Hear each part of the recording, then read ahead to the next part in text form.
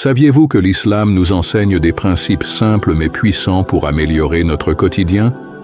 Aujourd'hui, nous allons découvrir ensemble 8 enseignements pratiques qui peuvent transformer votre vie. Restez bien jusqu'à la fin, car le dernier point est une véritable clé du bonheur.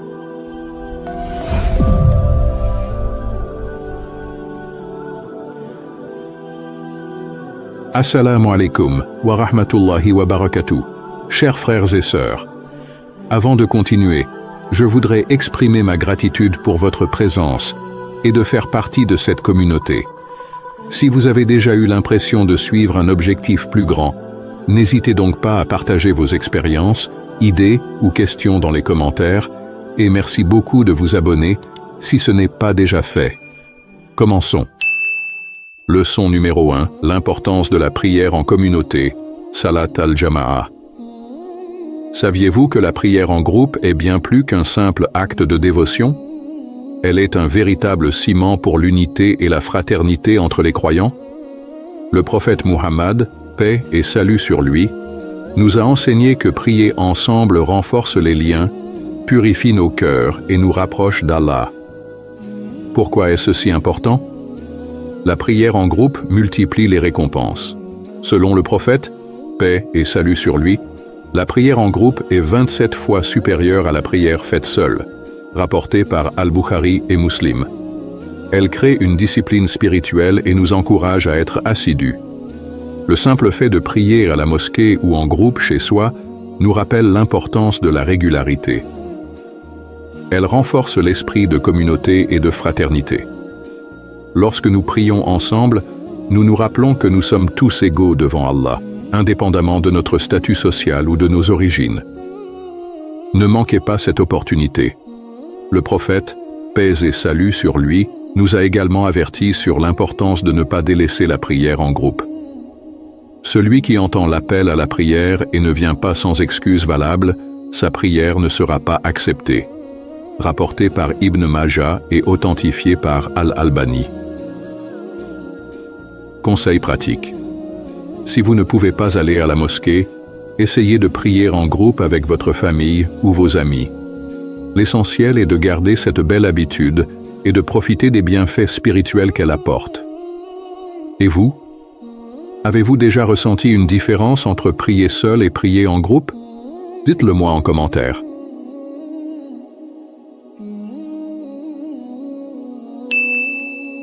Leçon numéro 2. Le respect des parents. Bir al-Walidain. Saviez-vous que le respect et la bienveillance envers nos parents sont parmi les plus grandes œuvres en islam?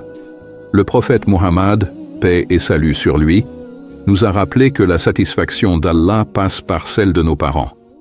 Les honorer et leur obéir dans le bien est une source de bénédiction immense.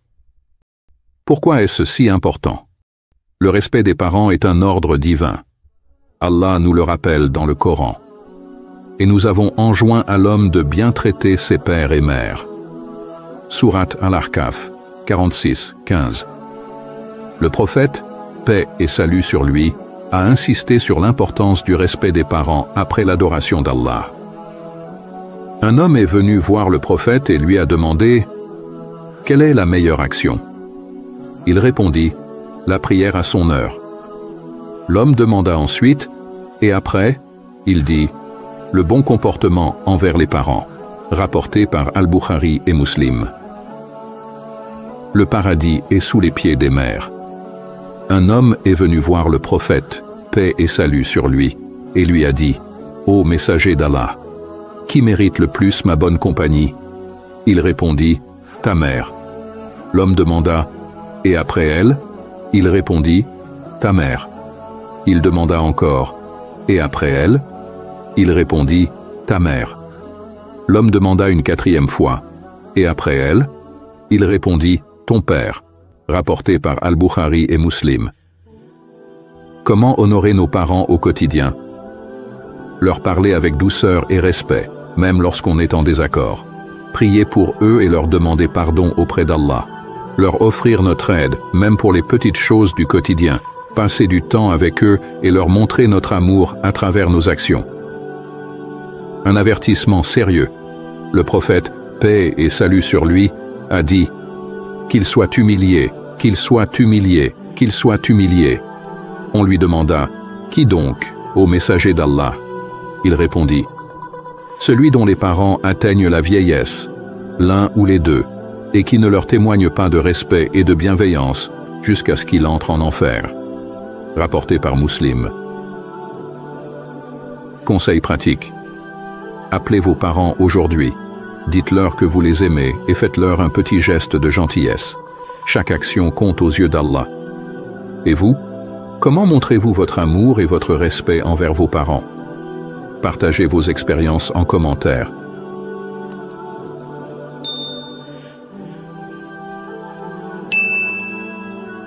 Leçon numéro 3. La gestion du temps. Un trésor précieux. Le temps est l'un des plus grands bienfaits qu'Allah nous a donnés, mais c'est aussi l'un des plus négligés. Le prophète Muhammad, paix et salut sur lui, nous a mis en garde contre le gaspillage du temps et nous a encouragés à l'utiliser de manière bénéfique. Chaque instant est une opportunité d'adoration, d'apprentissage et d'amélioration personnelle. Pourquoi la gestion du temps est-elle si importante en islam?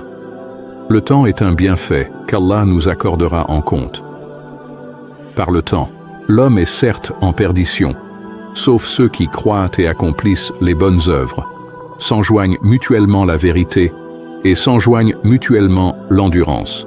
Sourate Al-Asr 103, 1-3. Le prophète, paix et salut sur lui, nous a mis en garde contre la négligence du temps. Il y a deux bienfaits que beaucoup de gens gaspillent, la santé et le temps libre. Rapporté par Al-Bukhari. Chaque jour est une opportunité de se rapprocher d'Allah. Le fils d'Adam dit « Mon argent, mon argent ». Mais qu'a-t-il réellement de son argent, sinon ce qu'il a consommé, ce qu'il a porté et usé, ou ce qu'il a donné en aumône et qui restera pour lui. Rapporté par Muslim. Comment bien gérer son temps selon l'islam? Premier. Donnez la priorité aux obligations religieuses. Commencez votre journée avec la prière de Fajr, cela bénit votre temps. Faites vos prières à l'heure, car elles rythment la journée et apportent discipline et sérénité. 2. Planifiez ses activités et évitez la procrastination. Fixez-vous des objectifs clairs pour chaque journée. Utilisez un emploi du temps ou un carnet pour organiser vos tâches. Évitez les distractions inutiles, réseaux sociaux excessifs, temps perdu dans l'oisiveté. 3. Apprendre et se former en continu. Le savoir est une lumière. Consacrez du temps à la lecture du Coran, à l'apprentissage de la religion et à l'acquisition de compétences utiles. Le prophète, paix et salut sur lui, a dit « Celui qui emprunte un chemin pour rechercher la science, Allah lui facilitera par cela un chemin vers le paradis. » Rapporté par Muslim. 4. Aidez les autres et multipliez les bonnes actions. Passez du temps avec votre famille et vos proches. Engagez-vous dans des œuvres de bienfaisance et d'entraide. Soyez utile à votre communauté. Les meilleures personnes sont celles qui sont les plus utiles aux autres. Rapporté par Ahmad.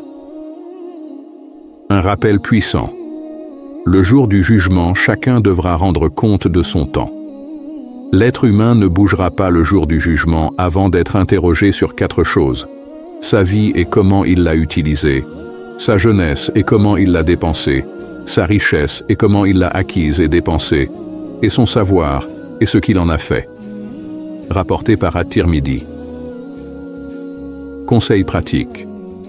Faites aujourd'hui une liste de 3 choses que vous pouvez améliorer dans votre gestion du temps. Qu'allez-vous faire pour utiliser votre temps de manière plus productive et bénéfique? Partagez vos astuces pour mieux gérer votre temps en commentaire. Leçon numéro 4. La gestion de la colère. Sabre, patience. La colère est une émotion naturelle, mais si elle n'est pas maîtrisée, elle peut causer du tort aux autres et à nous-mêmes. En islam, le prophète Muhammad, paix et salut sur lui, nous a enseigné comment contrôler notre colère pour éviter les regrets et favoriser la paix intérieure. Pourquoi est-il important de maîtriser sa colère? La colère excessive peut mener à des paroles blessantes et à des actions irréfléchies.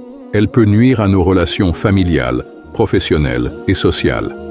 L'islam encourage la patience et la maîtrise de soi pour cultiver l'harmonie et la sérénité. Les enseignements du prophète sur la gestion de la colère. 1. La vraie force réside dans la maîtrise de soi. Le fort n'est pas celui qui terrasse ses adversaires, mais celui qui se maîtrise lorsqu'il est en colère. Rapporté par Al-Bukhari et Muslim. 2. Se taire pour éviter de dire des paroles regrettables. Le prophète, paix et salut sur lui, a dit « Si l'un d'entre vous se met en colère, qu'il se taise. » Rapporté par Ahmad. 3. Changer de position physique pour calmer la colère. Le prophète, paix et salut sur lui, a dit « Si l'un de vous se met en colère alors qu'il est debout, qu'il s'assoie. Si cela ne le calme pas, qu'il s'allonge. » Rapporté par Abu Daoud. 4. Se rappeler qu'Allah aime ceux qui retiennent leur colère, ceux qui répriment leur colère et pardonnent aux gens, car Allah aime les bienfaisants. Sourate Al-Imran 3, verset 134. 5. Faire les ablutions, wudu, pour apaiser la colère. Le prophète, paix et salut sur lui, a dit « La colère vient de Shaitan, et Shaitan a été créé à partir du feu. Or, le feu est éteint par l'eau. Donc, si l'un de vous se met en colère, qu'il fasse ses ablutions. » Rapporté par Abu Daoud et Ahmad. Un rappel puissant. Ne te mets pas en colère, et le paradis sera à toi. Rapporté par At-Tabarani. Conseil pratique. La prochaine fois que vous sentez la colère monter, appliquez l'un de ces conseils du prophète et observez la différence. Et vous, quelles sont vos astuces pour garder votre calme? Partagez-les en commentaire.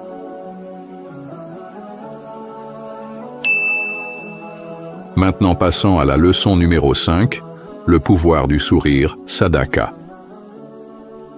Un simple sourire peut transformer une journée, apaiser une tension et créer des liens. Saviez-vous que sourire est une forme d'aumône, Sadaka, en islam? C'est un geste simple mais qui a un immense impact sur nous et sur les autres. Pourquoi un sourire est-il si puissant? Il renforce les liens entre les gens et crée une atmosphère positive. Il apaise le cœur et réduit le stress.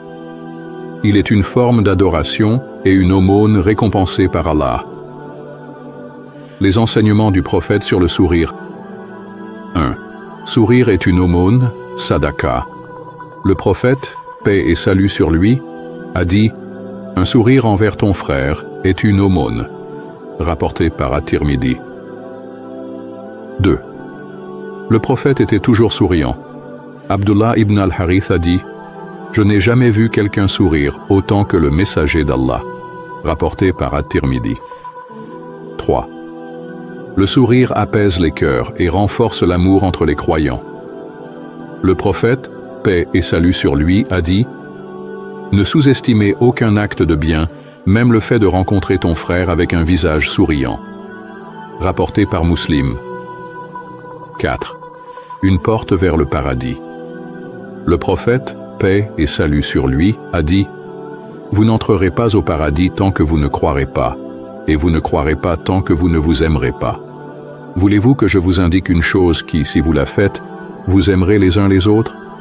Propagez le salam entre vous. » Rapporté par Muslim. Un sourire accompagné d'un salam alaykoum renforce l'amour et la fraternité. Les bienfaits du sourire dans notre quotidien. 1. Il améliore notre humeur et celle des autres. 2. Il réduit le stress et nous rend plus positifs. 3. Il favorise les relations sociales et crée un climat de confiance. 4. Il est un acte de bien récompensé par Allah. Un rappel puissant. Le meilleur des hommes est celui qui est le plus utile aux autres. Rapporté par Ahmad et At-Tabarani. Conseil pratique. Faites-en une habitude quotidienne. Souriez sincèrement aux membres de votre famille, à vos collègues, à vos amis et même aux inconnus. Vous ne savez jamais quel impact cela peut avoir sur leur journée. Et vous, quel est le dernier sourire qui vous a marqué? Partagez votre expérience en commentaire. Passons aux leçons numéro 6, l'hygiène personnelle, Tahara. L'islam met un immense accent sur la propreté et l'hygiène. Pourquoi? Parce qu'un corps propre favorise une âme pure et un esprit sain. L'hygiène n'est pas seulement une question de bien-être, c'est aussi une forme d'adoration et un signe de respect envers soi-même et les autres. Pourquoi l'hygiène est-elle essentielle en islam?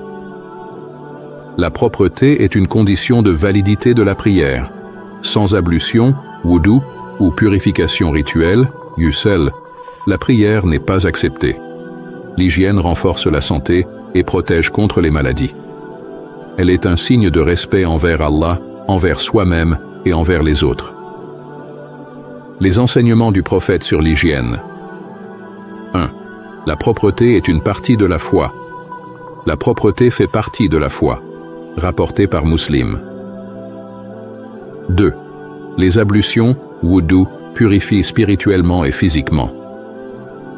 Lorsqu'un musulman accomplit ses ablutions correctement, ses péchés quittent son corps, même sous ses ongles. Rapporté par Muslim. 3. Le bain rituel, ghusl, est recommandé régulièrement. Le prophète, paix et salut sur lui, prenait un bain rituel, ghusl, chaque vendredi, et encourageait ses compagnons à le faire. Rapporté par Al-Bukhari et Muslim, ghusl est obligatoire après les relations intimes, les menstruations et les lochis. 4. L'entretien des dents, siwak, est une pratique sunna recommandée. Si ce n'était pas une contrainte pour ma communauté, je leur aurais ordonné d'utiliser le siwak avant chaque prière. Rapporté par Al-Bukhari et Muslim. Utiliser un siwak ou une brosse à dents avant la prière purifie la bouche et plaît à Allah. 5. La coupe des ongles, des cheveux et l'hygiène corporelle. 5 choses font partie de la fitra, la nature saine de l'homme. La circoncision, le rasage des poils pubiens, la taille de la moustache, la coupe des ongles et l'épilation des aisselles. Rapporté par Al-Bukhari et Muslim. 6. L'importance des vêtements propres et de l'élégance. Allah est beau et il aime la beauté. Rapporté par Muslim. Porteur des vêtements propres et soignés reflète le respect de soi et de la foi. Comment appliquer ces principes au quotidien? 1. Faire ses ablutions avant chaque prière. 2. Se doucher régulièrement et observer les règles du ghusl. 3. Se brosser les dents et entretenir une bonne hygiène bucco-dentaire. 4. Couper ses ongles et garder ses vêtements propres. 5. Éviter les mauvaises odeurs en utilisant du parfum et du déodorant. Un rappel puissant. Ô vous qui avez cru! Lorsque vous vous levez pour la prière, lavez vos visages et vos mains jusqu'aux coudes, passez les mains mouillées sur vos têtes et lavez vos pieds jusqu'aux chevilles. Sourate Al-Maïda, 5 verset 6. Conseil pratique. Adoptez un rituel quotidien de propreté et essayez d'améliorer un aspect de votre hygiène chaque jour. Et vous, quelle est votre habitude préférée en matière d'hygiène? Partagez vos conseils en commentaire.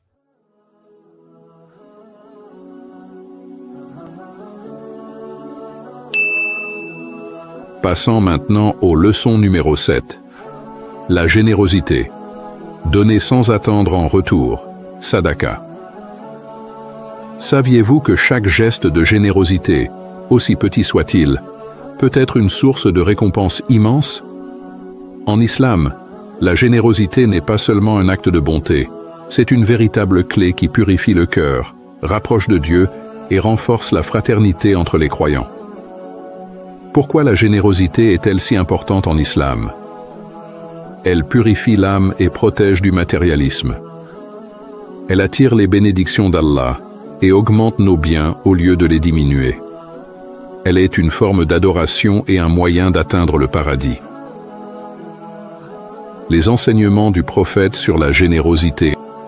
1. La générosité est une qualité des croyants. Le croyant généreux est proche d'Allah, proche des gens, proche du paradis et éloigné de l'enfer. Rapporté par At-Tirmidhi. 2. L'aumône ne diminue pas les richesses. L'aumône n'a jamais diminué une richesse. Allah ne fait qu'augmenter l'honneur d'une personne qui pardonne, et nul ne s'abaisse pour Allah sans qu'il ne l'élève. Rapporté par Muslim. 3. Donner même un simple sourire est une aumône. Chaque bonne action est une aumône. Un sourire envers ton frère est une aumône. Rapporté par At-Tirmidhi. 4. L'importance d'aider les plus démunis. Celui qui nourrit un jeûneur aura la même récompense que lui, sans que cela ne diminue en rien la récompense du jeûneur. Rapporté par At-Tirmidhi et Ibn Majah. Offrir de la nourriture est l'un des actes les plus méritoires. 5. La meilleure aumône est celle faite en secret. L'aumône secrète éteint la colère d'Allah, rapporté par At-Tabarani. Donner discrètement protège de l'ostentation et renforce la sincérité. 6. Aider les autres est une cause de pardon des péchés. Celui qui soulage un croyant d'une difficulté de ce bas monde, Allah le soulagera d'une difficulté du jour du jugement. Rapporté par Muslim. Comment être plus généreux au quotidien? 1. Donner aux nécessiteux, même une petite somme ou un repas. 2. Soutenir ses proches en difficulté sans attendre de retour. 3.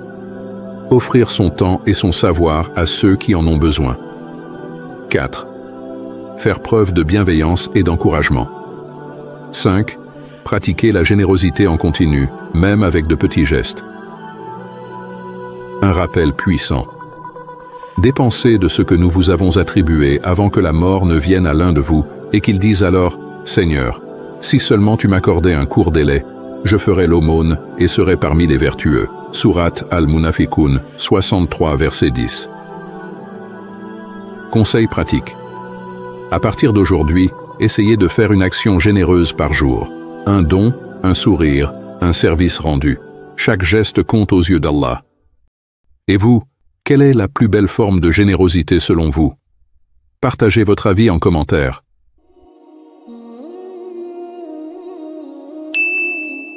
Et enfin, terminant par la leçon numéro 8, la sincérité dans les actions, Ikhlas. Pourquoi faisons-nous ce que nous faisons?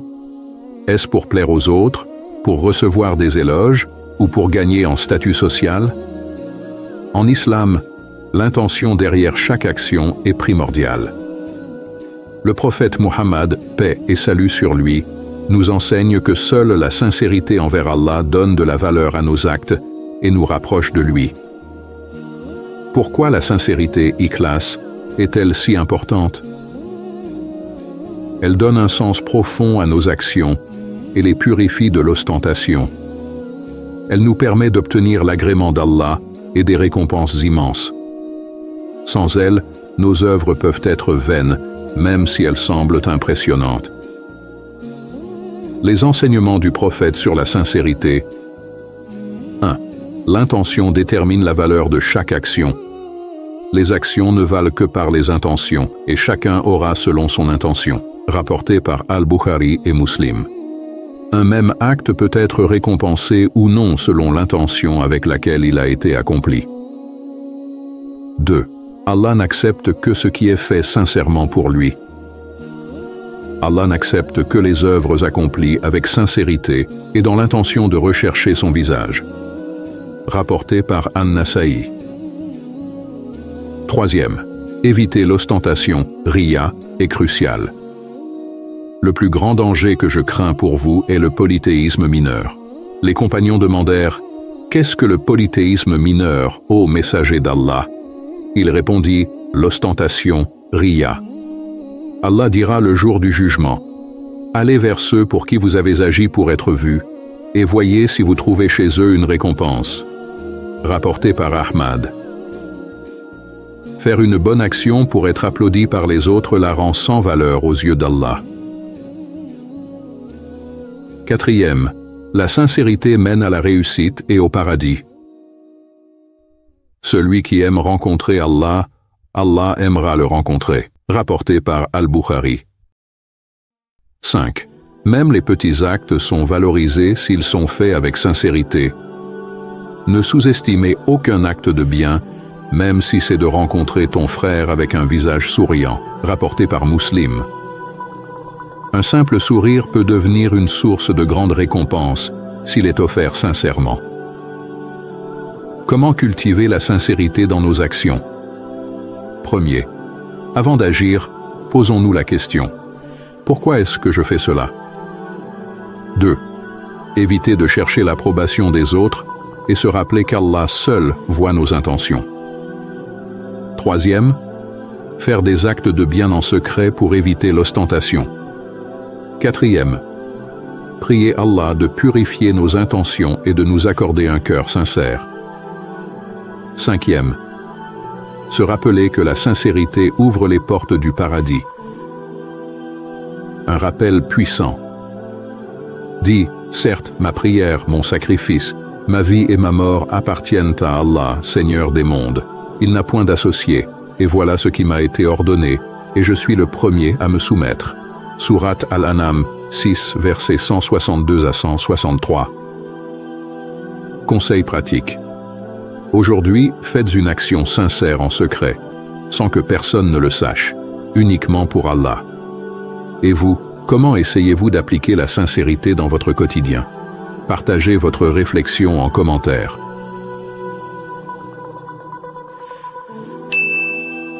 Nous sommes arrivés à la fin de notre enseignement d'aujourd'hui. Vous pouvez retrouver dans la description la version audio de cet enseignement. Ces enseignements sont de véritables trésors pour une vie équilibrée et épanouie. Lequel vous inspire le plus? Dites-le moi en commentaire. Et surtout, abonnez-vous à la chaîne YouTube Sagesse du Prophète pour plus d'enseignements inspirants de l'islam, la plus belle religion au monde. Ô Allah, fais que ce travail soit sincèrement accompli pour ton noble visage, bénis-le, et fais-en profiter la communauté de ton prophète Mohammed, paix et salut soient sur lui.